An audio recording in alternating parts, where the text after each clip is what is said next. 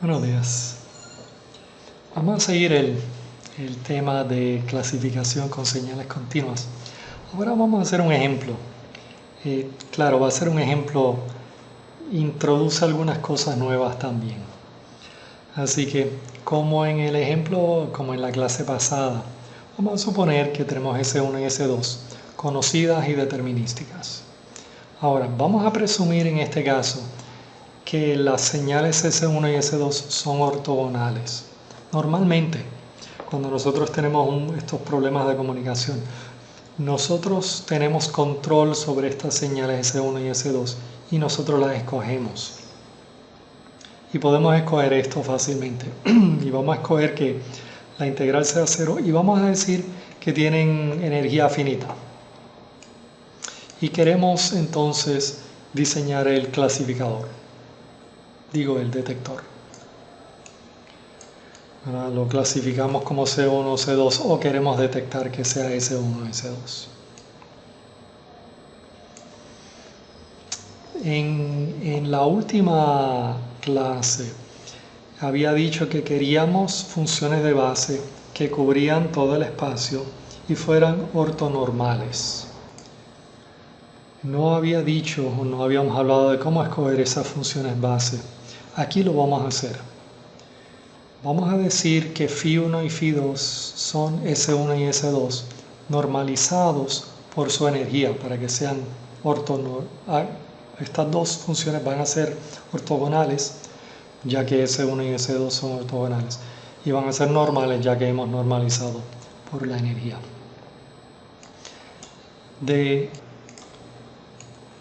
K3 o K3 en adelante, pues podemos escoger cualquier phi, no importa lo que sean. Como veremos más adelante, esto realmente no se tiene que hacer, ¿verdad? Esto es a modo de teoría, por esto es que funciona y sabemos que funciona por esto, pero en la práctica solamente tenemos que escoger φ1 y φ2, las otras no nos importan. Como habíamos dicho en la clase pasada, los valores esperados son S1 y S2 vectores. Ahora, dos de ellas, en este caso, las podemos calcular específicamente. ¿Verdad? Como sabemos lo que es φ1 y φ2, podemos sacar S11 y S12. Y cuando hacemos esto, ¿verdad? Integramos esto, nos da la energía. Si dividimos por la raíz cuadrada de E1, pues nos da la raíz cuadrada de la energía 1. Ahora, S1 y S2 son ortogonales, así que esta segunda integral nos da 0. Para las otras, pues sabemos como S1 es φ1 por la raíz cuadrada de E1 y φ1 y K son ortogonales para K mayor o igual a 3, esto también va a ser igual a 0. Así que ese vector de largo infinito para S1 tiene solamente un término que no es 0. Los otros términos son todas ceros.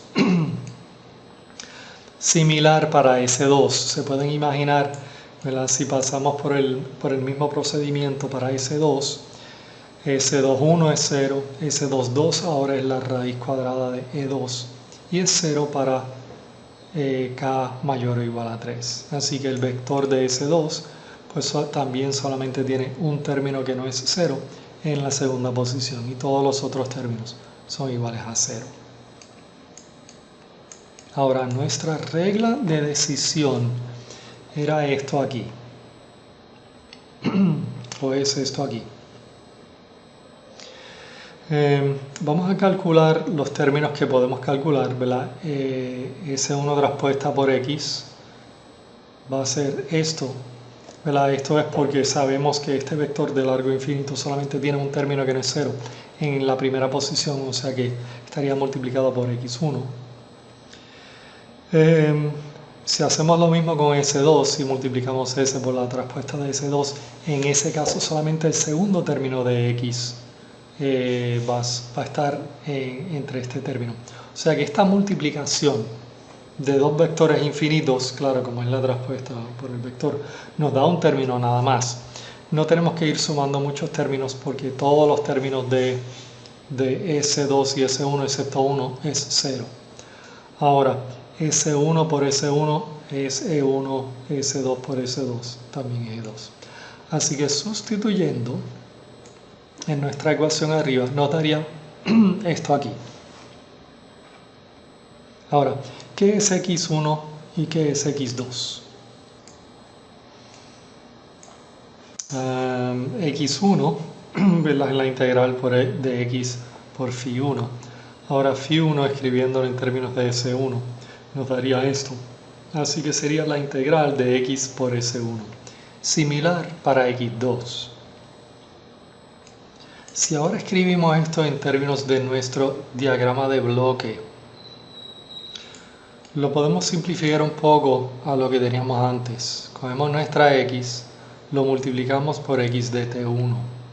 Y eso es lo que integramos para sacar entonces X1 y X2. Porque aquí en nuestra ecuación, lo único que tenemos es X1 y X2. Lo demás son términos conocidos de antemano. Así que esto es lo único que hay que calcular aquí, X1 y X2. Así que multiplicamos a X por S1 y por S2. Integramos para que nos dé la integral de S1 por X y la integral de S2 por X. Sumamos estos términos y allí decidimos si viene de C1 o si viene de C2. Podemos hacer una simplificación adicional aquí en nuestro diagrama de bloque.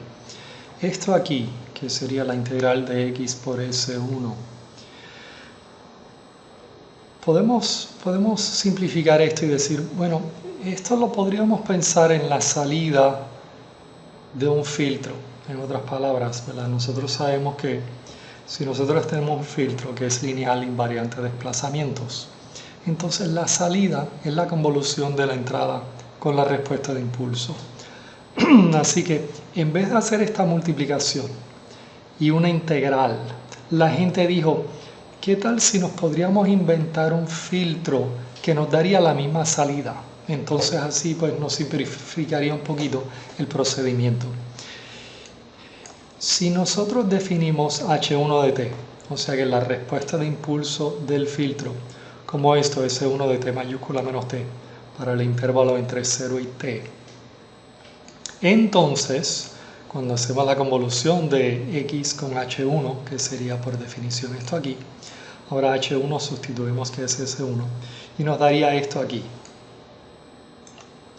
Ahora, en t igual a t mayúscula, si t es igual a t mayúscula, pues entonces este término se cancelaría y tendríamos esto aquí. O sea que esta integral, que es la integral que queremos, es la salida del filtro en el tiempo t mayúscula. Así que en vez de hacer esto, en vez de multiplicar por S1, integrar de 0 a t, pasamos X por un filtro y miramos el filtro, o miramos la salida del filtro, en t igual a t mayúscula. Como esto se usa para poder decidir si es S1 o S2, esto se llama matched filter. Simplemente H1 está pareada con S1. Similarmente para H2. Así que en vez de tener el sistema que tenemos arriba de multiplicar e integrar, pues ahora diseñamos dos filtros y miramos la salida de esos filtros en un tiempo específico y las comparamos. Estas cosas son igual que antes. Y de nuevo, escogemos C1 siempre y cuando estos términos son mayores que 1. Hay dos problemas de asignación que pueden hacer para practicar.